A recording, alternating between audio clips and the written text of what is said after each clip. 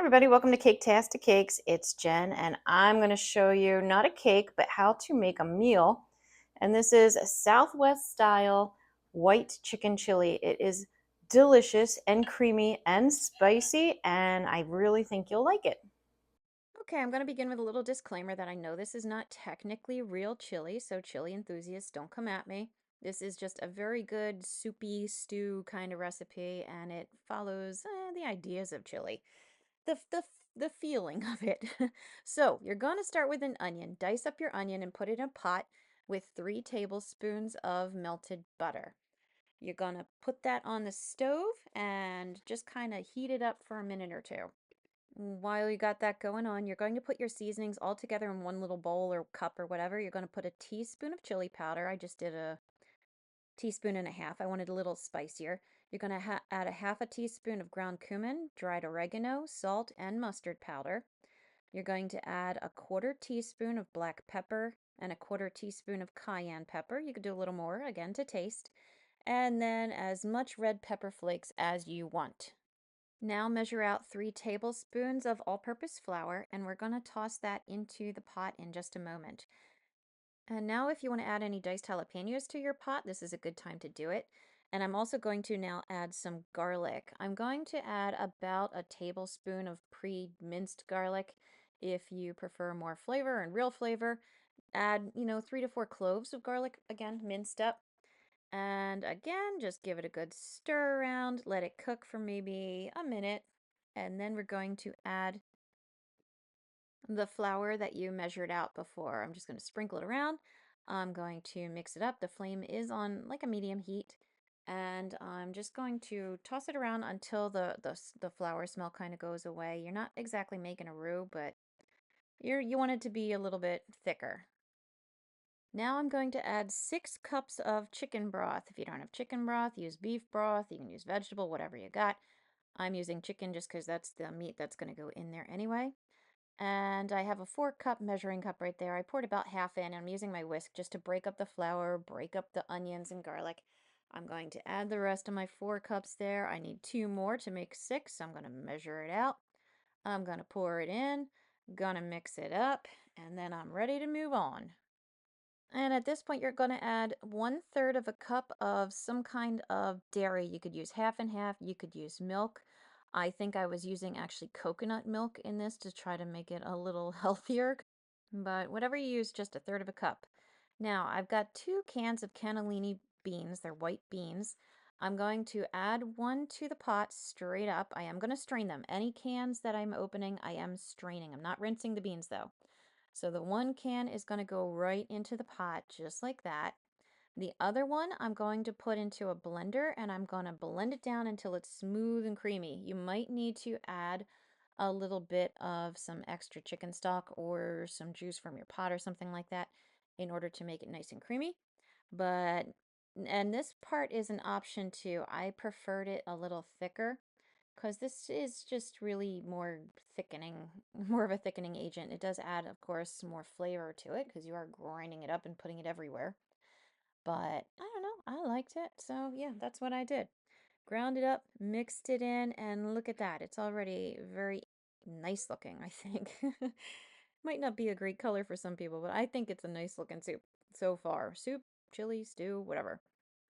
All right, all those spices we measured out before, you're going to now add to your pot. This is when things start to smell really, really good. Mix it on in, whisk it in, stir it in, whatever you got to do. Get it in there, and then you're ready for the next step. We're going to add Tabasco sauce or any type of hot sauce you want. I use Tabasco because that's just what I like. I'm adding a teaspoon. Again, this is a to taste kind of recipe, so put however much in that you want. And now you're going to add a teaspoon of Worcestershire sauce or Worcestershire or however you say it. You're going to add a teaspoon of that in there and again, stir it up. Okay, now I've got 2 cans of diced green chilies. These are mild. They are the 4 ounces. So you're putting 8 ounces of diced green chilies in there. Again, I'm opening a can. I did drain the juice out before I added it. If you want to use the fresh ones, you want to dice them yourself, go for it. Probably tastes a lot better. 8 ounces right into your pot. Give it a little stir. And now we're going to bring this to a boil. Once you've got it to a nice boil like that, we're going to make sure the boil is controlled so it doesn't splatter or go over the sides. And you're going to boil it for 15 minutes uncovered. We're going to let it reduce. We're going to get it a little thicker. We're going to do all that happy stuff. But we're going to be busy while that's going, so don't worry. All right, we've got our chicken. Now, the chicken I used is chicken thighs because I love the flavor in the chicken thighs. I have about 1.5 pounds of boneless, skinless chicken right there. And I'm going to season it with black pepper and salt. Lots of black pepper. You really can't go wrong. Mix it all up so it's pretty evenly coated. And if it's not, I don't think anyone will come after you. But once you have it all nice and tossed, you're going to add a little bit of paprika to it. And again, this is a to taste kind of thing. And again, because it was my kids having to eat this, I didn't want it to be too spicy for them. Although I don't consider paprika spicy, but.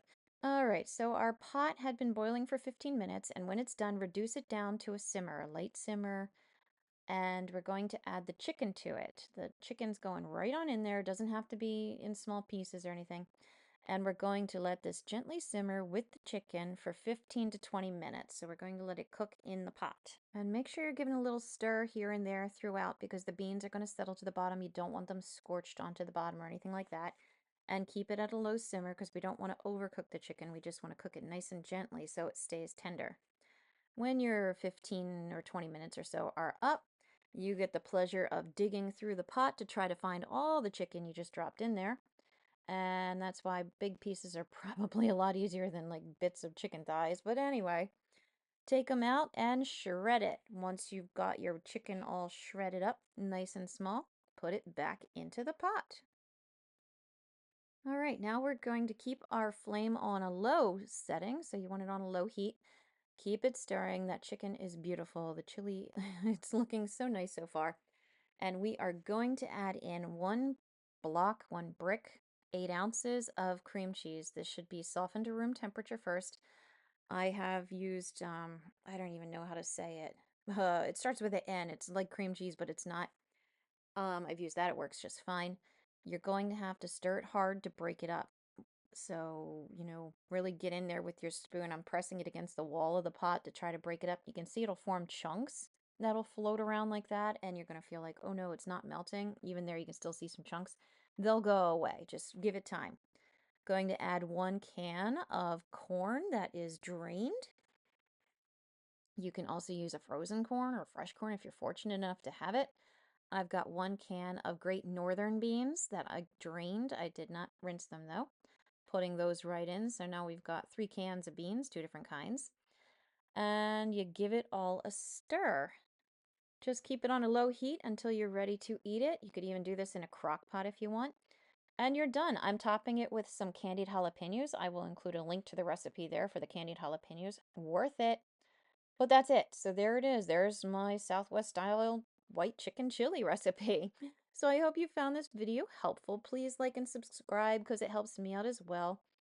I've got a lot of other videos out there all about cakes and desserts and cookies and other recipes as well, so check those out too.